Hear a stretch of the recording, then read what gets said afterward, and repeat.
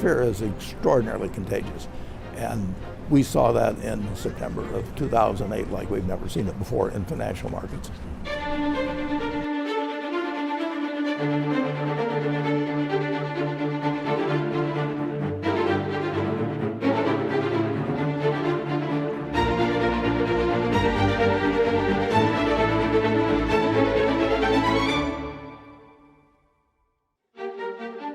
On Saturday, I had a long-standing commitment to go to Edmonton, and my wife and I went up with another couple, and we checked into our hotel room about 6 o'clock or so, and amazingly, I got a call. I didn't think anybody knew I was there. I said, I'm going to this performance with another couple. Send me a fax, describe exactly what you want, and tell me how much you will pay. So I came back from the performance, and no fax, and so I called the manager of the hotel. I said, there must be a fax someplace.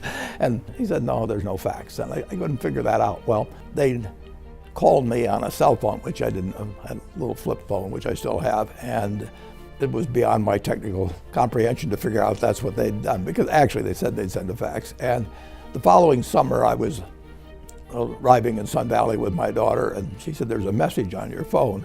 I said, I don't know how to bring it up, and so she brought it up for me. And of course, it was a message from that Saturday night saying, call us and do this or that. So it's a little bit late. So you don't think the message would have changed? No, I could not make a commitment like that.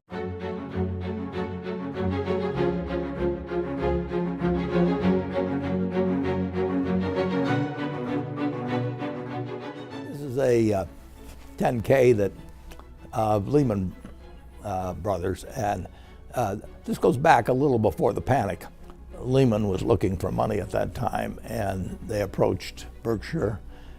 I came down to the office at night and made these little notes on here of things that were red flags, and you'll see a number of pages here. And you had to get to page 150 or 200, but there was clearly a lot of trouble there. By the time I got through, I decided that we were not in a position to lend money to Lehman. How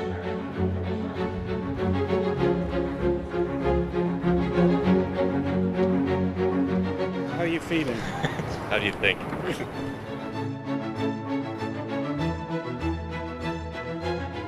On Lehman weekend, on Friday, preceding the weekend, I got a call from AIG, and AIG was going to run out of money the following week. They'd done some very foolish things in their financial products operation. So I looked at this and finally decided that there was no way that I could come up with a cash offer that could be done in the following week, or really probably the following month. So I called him back late that night. I wanted to convey to him promptly that I just wasn't a prospect. I came back on Sunday. I got a long, previously scheduled dinner, but before we'd gone, I was still getting more calls on AIG, and I went through dinner. I think I behaved reasonably well.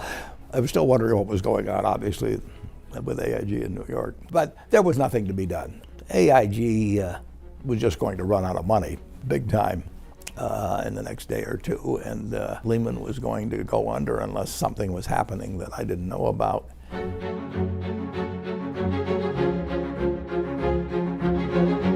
One of the lessons of the 2008 and 9 experience, well, really the 2008 experience, was the fact that every company in the United States was a domino, and those dominoes were placed right next to each other. So when they started toppling, everything was in line, and they were very, very close to it. And it's really like the old movies, you know, where there's a run on the bank. It's getting so a guy's money ain't safe unless it's in his sock. If you have a run on a bank and there's a big line in front of the bank and you've got your money in that bank, you're going to get in line. And if the president of the bank comes out and says, our capital ratio is 13%, you don't care, because you don't know what a capital ratio is, and you don't know whether he knows what one is, and you know he's probably lying to you. A company like Lehman or any major financial institution depends on people being willing to do business with them tomorrow and lend them money tomorrow and take their word the next day. And nobody has to do business with Lehman or any other institution. Once they lose confidence,